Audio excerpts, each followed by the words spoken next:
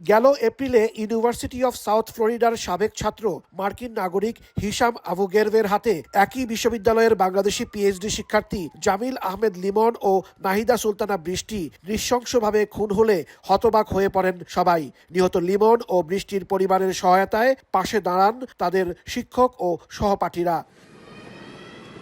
শুরুতেই ইউএসএফ এর শিক্ষক কাই রেইন্স বিশ্ববিদ্যালয়ের ক্রেডিট ইউনিয়নের মাধ্যমে মার্কিন অলাভজনক সহায়তা প্রতিষ্ঠান গোফান্ডমিতে একটি অ্যাকাউন্ট খোলেন, যেখানে তাদের টার্গেট ছিল $2 lakh.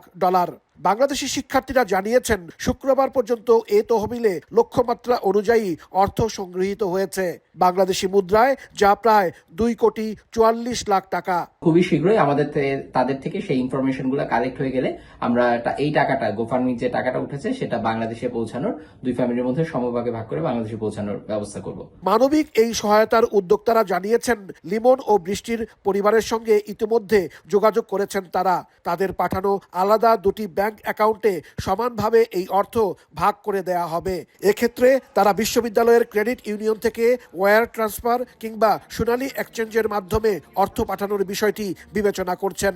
Academic advisor at USF, Dr. Kai, has launched a fundraising campaign in collaboration with Bangladesh Student Association with the written consent from both of the families. এদিকে মেধাবী দুই শিক্ষার্থী লিমন ও বৃষ্টিকে মরণোত্তর পিএইচডি ডিগ্রি প্রদান করেছে সাউথ ফ্লোরিডা বিশ্ববিদ্যালয়। শুক্রবার শিক্ষা প্রতিষ্ঠানটির 138তম সমাবর্তনে বাংলাদেশ মিশনের প্রতিনিধির কাছে দুজনের ডিগ্রি তুলে দেয়া হয়।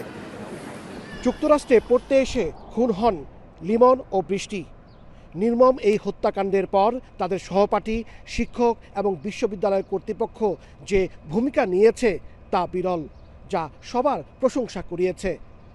এখন সবার প্রত্যাশা এবং চাওয়া একটাই, অভিযুক্ত হিশামের দৃষ্টান্তমূলক শাস্তি। হাসানুজ্জামান সাকি, সময় সংবাদ, যুক্তরাষ্ট্র।